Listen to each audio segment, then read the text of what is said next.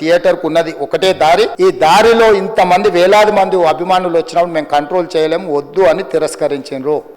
తిరస్కరించిన తర్వాత కూడా 4 తారీఖు 9:30 ప్రాంతంలో హీరో రావడం జరిగింది. రావడం కారులో వచ్చి థియేటర్లపై సినిమా తీసి మళ్ళీ కారులో వెళ్ళిపోతే పెద్దగా ఇంత ఇబ్బంది జరుగుతుండేనేమో లేదో నాకు తెలియదు. కానీ ఎక్స్రోడ్ చౌరస్తా కంటే ముందు నుంచే కారులో రూఫ్ టాప్ ఓపెన్ చేసి రోడ్ షో చేసుకుంటే థియేటర్లకు పోవడంతో ఆ చుట్టుముట్టుతున్న 7-8 థియేటర్లలో ఉన్న సినిమా అభిమానులు మొత్తం ఇక్కడికే రావడంతో వేలాది మంది జమైండ్రు. కౌన్సిలర్లు అందరు మీదికి వచ్చే అందరు అభిమానులను విపరీతంగా అడ్డంగా ఎట్ల పడితే అట్లా తోయడంతో అటు నుంచి అభిమానులు హీరోని చూడాలి, కలవాలని ఒకవైపు నుంచి వాళ్ళని హీరో దగ్గరికే రానియొద్దని ఆయన ప్రైవేట్ సెక్యూరిటీ వెనక్కి నెట్టడం వల్ల ఈ తొక్కిసలాటలో ఆ శవాలుగా మారిన తల్లి కొడుకు చెయ్యి ఇడవలే అధ్యక్ష. అట్లే చెయ్యి బిగ్గర పట్టుకొని పోలీసు వెళ్ళి చూస్తే ఆ తల్లి ఆ పిల్లగాడు ఆ తల్లి ఆ చెయ్యి వదలకుంటే కన్నబిడ్డను పట్టుకుని తల్లి చచ్చిపోయింది అధ్యక్ష. పోలీసులు వచ్చి ఏసీపీ వెళ్ళి చెప్పడానికి పోతే థియేటర్ సిబ్బంది లేదు హీరో దగ్గరికి వెళ్ళడానికే వీళ్ళదని చాలాసేపు పోలీసులను కూడా హీరో దగ్గరికి పోనీయలేదు అధ్యక్ష. వాళ్ళ ప్రైవేట్ వీళ్ళు దయచేసి వెళ్ళిపోండి, వచ్చిండ్రు చూసిండ్రు కదా వెళ్ళిపోండి అంటే లేదు నేను సినిమా అయిపోయే వరకు ఇట్లే కూర్చుంటానని పోలీసులతో చెప్పిండని సిటీ కమిషనర్ నాకు చెప్పడం జరిగింది అధ్యక్ష. రాత్రి 12 గంటల సమయం అట్టిగా ఆ సమయంలో అతను తీసుకొచ్చి బండెక్కిస్తే మళ్ళీ అతను రూఫ్ టాప్ ఓపెన్ చేసి మళ్ళీ చేతులు ఊపుకుంటూ రోడ్ షో చేసుకుంటూ అంటే తల్లి చనిపోయి పిల్లగాడు చావు బతుకుల మధ్యలో ఉన్నాడు మీరు వెళ్ళండి అని వెనక్కి పంపిస్తే కూడా మళ్ళీ కారులో రూఫ్ టాప్ ఓపెన్ చేసి చేతులు ఊపుకుంటా ఎప్పుడైతే అతను పోలీస్ స్టేషన్ కు తీసుకెళ్లిరో కొన్ని రాజకీయ పార్టీలు పైశాచికంగా ఎంత నీచంగా నన్ను తిట్టుకుంటా పోస్టులు పెట్టిండ్రంటే వీళ్ళు ఎవరు హీరో గాని ప్రొడ్యూసర్ గాని ఎవరు గాని ఆ కుటుంబాన్ని చనిపోయిన కుటుంబాన్ని గాని హాస్పిటల్లో చావు బతుకుల మధ్యలో ఉన్న పిల్లవాడిని పరామర్శించడానికి కూడా పోలేదు అధ్యక్ష. ఇది ఏ రకమైన మానవత్వం అధ్యక్ష నాకు అర్థం కాలే. నేనేమి ఇర్రెస్పాన్సిబుల్గా గత 20-30 ఏళ్ళుగా నేను అదే థియేటర్కి వెళ్తున్నాను. బోల్డ్ సినిమాలకి వెళ్ళాను నేను అదే థియేటర్కి. నా సినిమాలు కాకుండా బయట సినిమాలకి వెళ్ళా. ఎప్పుడు ఇలాంటి యాక్సిడెంట్ అవ్వలేదు. అండ్ నేనేదో ఇర్రెస్పాన్సిబుల్గా థియేటర్కి వెళ్ళిపోయాను, పర్మిషన్ లేకుండా వెళ్ళిపోయాను అనేది అబ్సల్యూట్లీ ఫాల్స్ ఇన్ఫర్మేషన్. అలాంటిది ఏమీ లేదు. థియేటర్ వాళ్ళు పర్మిషన్ సార్ట్అవుట్ చేసుకున్నారని చెప్పి మేము అక్కడికి వెళ్ళాం. అక్కడికి వెళ్తే పోలీసులే క్లియర్ చేస్తున్నారు అక్కడ. So it is understood that everything is sorted. నేను వాళ్ళ డైరెక్షన్లోనే వెళ్తున్నాను. అండ్ ఒకవేళ నిజంగా పర్మిషన్ లేకపోయి ఉంటే చాలాసార్లు వాళ్ళు వచ్చి చెప్తారు సార్ మీ పర్మిషన్ లేదంటే మేము రెండట్టు వెళ్ళిపోతాం. వాళ్ళే క్లియర్ చేసి ముందుకు రమ్మంటూ ఉంటే పర్మిషన్ ఉందనుకునే కదా మేము ముందుకు వెళ్తూ ఉంటాం in that flow of things. So నేను ఆ మైండ్ స్పేస్లోనే ఉన్నాను. అండ్ మెయిన్ నేను చెప్పాల్సింది ఏంటంటే అసలు ఇక్కడ this a false allegation that there is a road show procession. అసలు ప్రొసెషన్ కాదు, రోడ్ షో కాదు, ఏమీ కాదు. జస్ట్ థియేటర్ ఇక్కడ ఉన్నాను, అక్కడ theatre just couple of yards away from the theatre. అది అసలు రోడ్ షో కాదు, ఏమీ కాదు. కార్ అలా వెళ్తూ ఆగిపోయింది. ఒక పాయింట్ తర్వాత ఎంత జనం కూడిపోతారంటే అండి మీరు కనపడితే కానీ జనం వెళ్ళరు.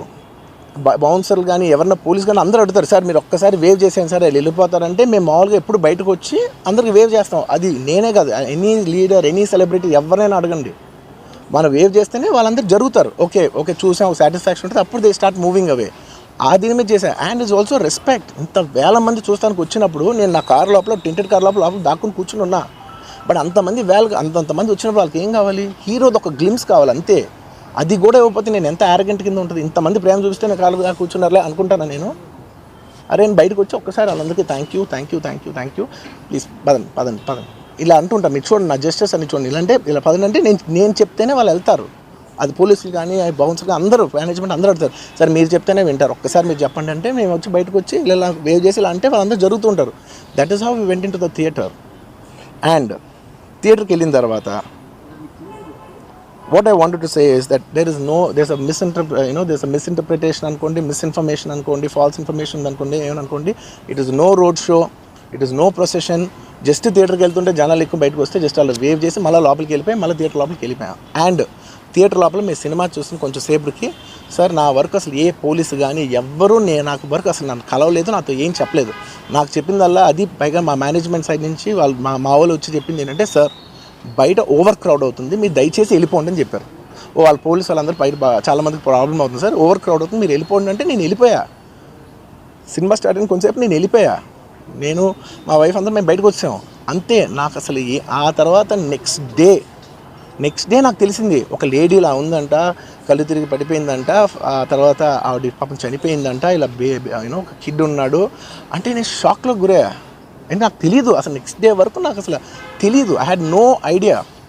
ఎందుకంటే నేను నా పిల్లోనే పక్కన పెట్టుకున్నా, నా నా నా వైఫ్, నా నా నా కొడుకు, నా కూతురు థియేటర్లోనే ఉన్నారు. నాకు తెలీదు. నిజంగా అలా జరిగి ఉంటే, నాకు తెలిసి ఉంటే నేను వాళ్ళు తీసుకుని వెళ్ళిపోతాను కదా, మినిమం కదా. ఎవరైనా వాళ్ళ పిల్లలు వాళ్ళు తీసుకుని వెళ్ళిపోతారు కదా. నాకు తెలియని కూడా తెలియదు. సరే పిల్లలు వాళ్ళు చూసుకుంటారు, మనం వెళ్ళిపోతే క్రౌడ్ క్లియర్ అయిపోతే, ప్రాబ్లమ్ సాల్వ్ అయిపోతే నేను వదిలేసి వెళ్ళిపోయా. అలాంటిది నాకు తెలిసి కూడా నేను సినిమా చూస్తూ ఉన్నాను, ఇలాంటి ఫాల్స్ అలిగేషన్స్ వస్తే చాలా బాధ వేస్తుంది. పిల్లలు ఉన్నారు సార్, పిల్లలు వదిలేసి వెళ్ళిపోతాను నేను. నాకు నా పిల్లలు అంటే ఎంత ఇష్టం తెలుసు. ఎవరైనా ఉంటారు కదా, తీసుకుని వెళ్ళిపోతారు కదా. అలాంటి నాకు క్లూ కూడా లేదు.